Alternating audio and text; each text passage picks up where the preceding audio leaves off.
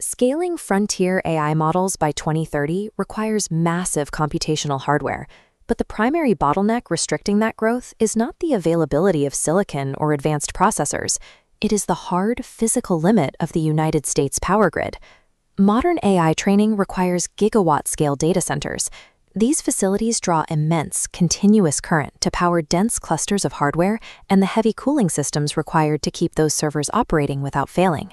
The required power demand for artificial intelligence is compounding annually, but planning, permitting, and constructing the high-voltage transmission lines necessary to move that power across the country takes up to 10 years to complete. This chart illustrates the severity of the timeline mismatch. The steep upward curve represents the projected volume of AI compute demand heading into 2030. It collides directly with the flat, staggered step line, which represents the standard decade-long cycle required to construct new transmission infrastructure. Data center operators are exploring temporary off-grid setups, known as bridge power, to start operations quickly. However, connecting directly to the utility grid, or front-of-the-meter generation, remains the mandatory standard to ensure the reliability and resilience required for continuous operations. To determine exactly how much grid power can be secured, researchers at the RAND Corporation evaluated 22 specific U.S. sites. Their goal was to calculate the absolute maximum energy capacity that could realistically be delivered to a single location by the 2030 deadline. A strict geographic constraint emerges from the data. Hyperscale developers cannot rely on greenfield development, building from scratch on empty land. To meet their deadlines, they have to hunt for locations that possess massive, pre-existing grid interconnections. The RAND report identifies one specific location that far outpaces the others. The highest potential single site for a future AI data center is Site 21, the retiring Rockport power plant in Indiana. Rockport is a legacy of 20th-century heavy industry.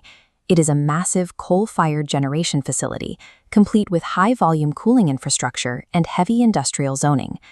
By utilizing the infrastructure already in place, the Rockport site offers an estimated maximum potential capacity of 4.2 gigawatts by 2030.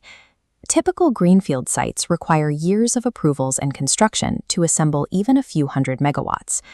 Rockport already has the industrial zoning and hardware to support a load 10 times larger than a standard data center.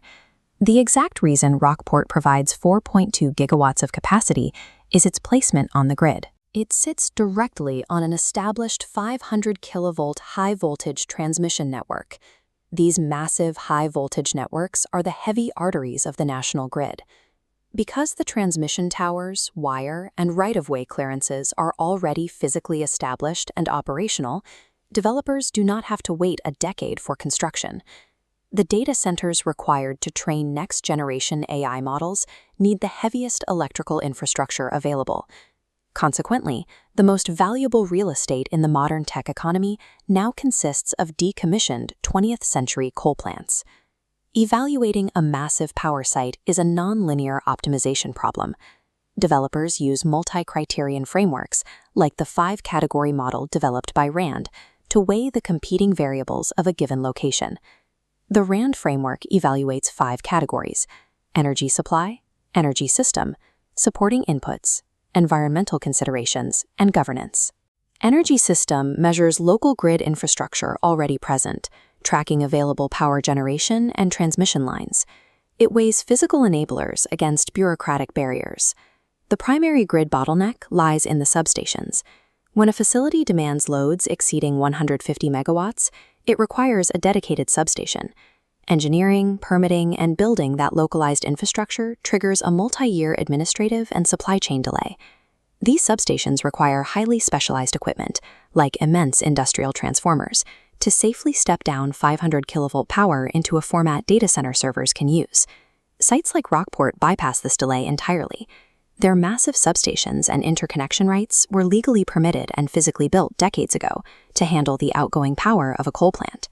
Reversing that flow allows for the immediate, frictionless transfer of massive electrical loads directly into a new facility through those pre-approved grid interconnections. New grid construction is severely delayed by regulatory hurdles and supply chain shortages.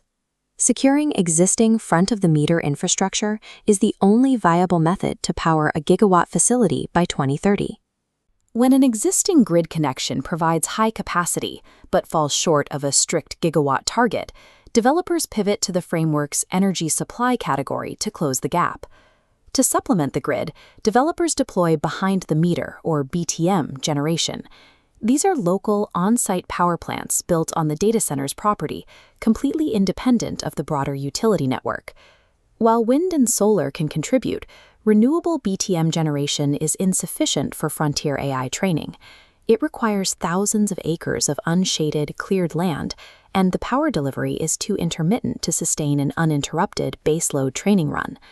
Nuclear energy, specifically small modular reactors, offers stable baseload power. However, the multi-year construction timelines and heavy regulatory burdens disqualify new nuclear builds for the 2030 window. The primary pragmatic solution for behind-the-meter generation is the deployment of local natural gas turbines. Natural gas provides firm, dispatchable power, but its viability is strictly limited by proximity. A site must sit adjacent to existing high-capacity pipeline infrastructure. Supplying a gigawatt-class local power plant requires massive physical pipeline networks. If a site sits 10 miles from a main line, the time to trench and lay new pipes will derail the project. The largest private developments in the country, including xAI's Colossus in Tennessee and the Stargate project in Texas, are leaning heavily into this exact strategy, pairing grid connections with heavy local gas generation. A site's true power capacity is a hybrid equation. It relies on maximizing the front-of-the-meter grid limits, then filling the deficit with behind-the-meter natural gas. Raw power capacity is entirely useless without the physical resources required to capture and cool it. The framework categorizes these strict physical limits under supporting inputs. Gigawatt-scale facilities require thousands of acres of cleared land to house the sprawling server buildings, local generation plants, backup diesel storage, and heavy electrical switchyards. These locations also face severe water risk.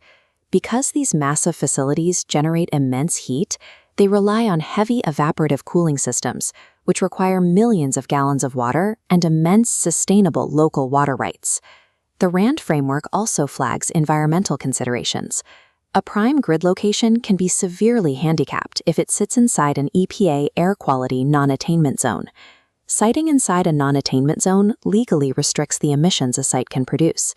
This can prevent a developer from operating local coal or gas generators, instantly capping their available behind-the-meter power.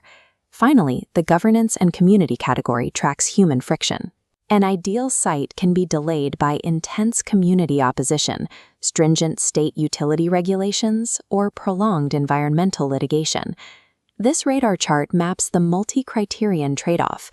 A proposed site might achieve perfect grid access and massive capacity on the energy system axis, but completely fail if the polygon collapses under severe water risk or local governance litigation.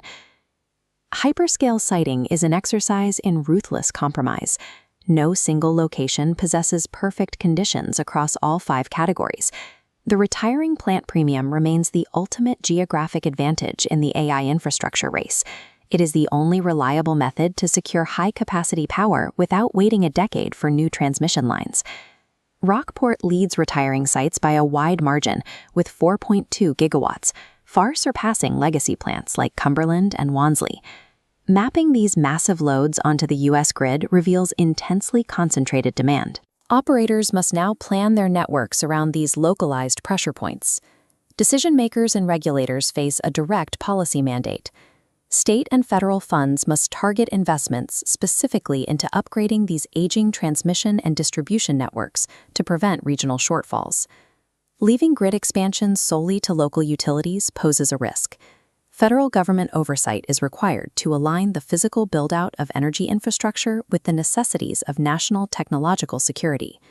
Developers must secure local support, addressing concerns over water usage and impacts on electricity prices to prevent project-killing litigation.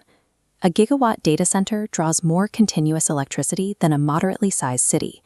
The physical reality is that the modern power grid is being pushed to its absolute threshold by sudden, localized industrial demand. The AI infrastructure race is an exercise in timeline arbitrage. To survive the severe supply chain and regulatory bottlenecks of the 21st, developers are systematically cannibalizing the heavy infrastructure of the 20th.